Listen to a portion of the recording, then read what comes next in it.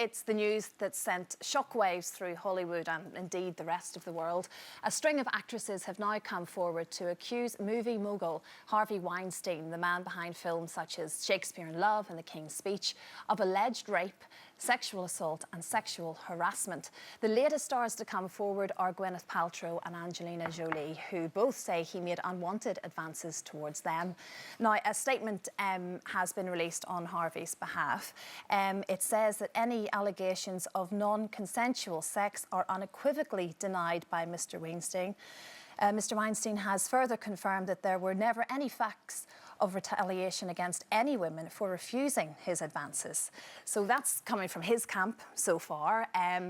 It's a shocking story. The most shocking thing for me is potentially this is only the tip of the iceberg, yeah. Because people are now beginning to talk, but there's been silence for many, many years. And also, after the first allegations were printed in the New York Times last week, it's taken days for other famous actresses, very high-profile people, and even Barack Obama, to come out and say stuff. And what I would say that reflects is there was a conspiracy of silence, not just among the people in the workplace, but amongst all these famous women, perhaps some of whom were worried that their careers would be blighted because of some of the women who've made the allegations.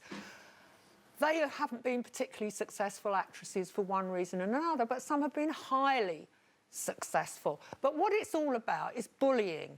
And I think we also ought to remember that powerful people just aren't people who are men forcing themselves on women. They are men forcing themselves on children and other people, because at the moment we've got the child sex abuse inquiry going on, and really terrible things are coming out in that. And this week we've heard that the MP Cyril Smith made all these visits to a children's home and a children's hostel in Rochdale, and the police wanted to prosecute, but the government decided not to, and now we know that MI5 even knew about it. And then guess what? It gets made a knight in 1988. Yeah, so the whole story of Cyril Smith is just Harvey Weinstein back then. So bullying takes all sorts of forms, because Harvey Weinstein was a bully. Yeah.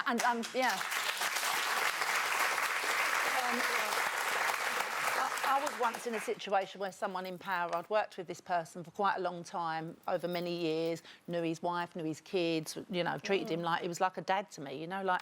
And one night after we'd finished filming, we'd all had a little drink and everything, and all of a sudden he made a lunge at me.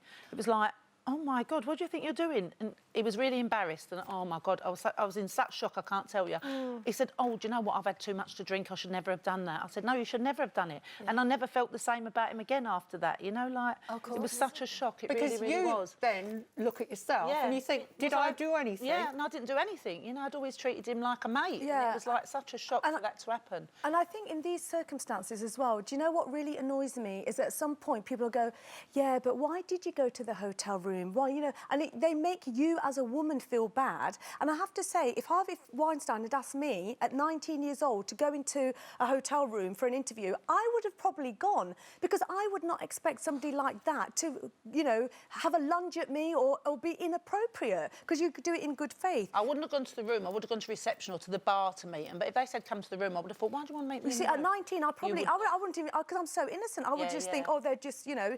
But also, I would just make the point that it's not just men that are, you know, responsible for bullying. I've had experiences where women, celebrity women, have bullied me in the workplace, and it is completely unacceptable. Made me feel, you know, well, there was one particular incident, I can't obviously name the person, but, you know, before she even came into the studio, she told everybody not to make any eye contact with her.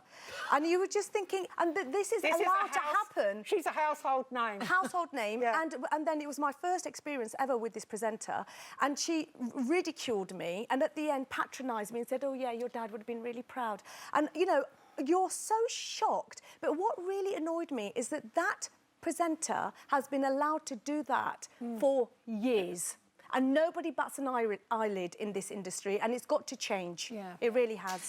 Yeah. I think bullying at work takes all sorts of forms, and certainly, I mean, people would be astonished to hear that actually even I have been bullied, you know, in my... I know, yeah, it's a comedy. I can laugh about it now, but when I was telling them earlier this morning about an incident that happened to me, when I was working for a television company and I had to go to the boss and say this particular star would not be signing the contract that he wanted, this man literally started foaming at the mouth. I mean, it was like he was having some kind of seizure. And I just stood there and he screamed abuse at me and said, "That's your job, you've got to get him to do this." And I just stood there and I thought, did I do anything to trigger that off? And then suddenly it was just like a seizure. It stopped. Yeah. And he went, "Right, you can go now." Yeah, well, Janet, you know, talking about bullying in the workplace, and we've got some stats here, it says that in nearly 3/4, 72% of cases, the bullying is carried out by a manager. Power and responsibility, they feel they can just because of that job title. 72%, that is such a big number. But also, you know, we talked about, you know, people hiding, you know, information and feeling anxious and scared. Our Never Too Late to Tell campaign, we just must remind people that, you know, if you are suffering in any way, then please remember our Never Too Late to Tell campaign, because you really don't need to be suffering in silence. Yeah. We'd actually, like, we're talking about our line of work, and obviously you at home in various professions all have different versions of this story. I think probably most of us have something to say, don't we? Yeah. I mean, whether it's a big thing or a small thing, but it can affect how you act and how you are at work. And I mean, this story is clearly, it's only starting. It looks like this is going to go on for many, many, many months. And I don't think it will change either. No. I hate to sound a cynic, but there will be always young girls who want to get a job and men are going to trick them. All you can hope is that various other characters like this that are out there are seeing what's happening at the minute, and are starting to actually, for the first time, feel the fear. And that's basically, at this stage, what we can hope for.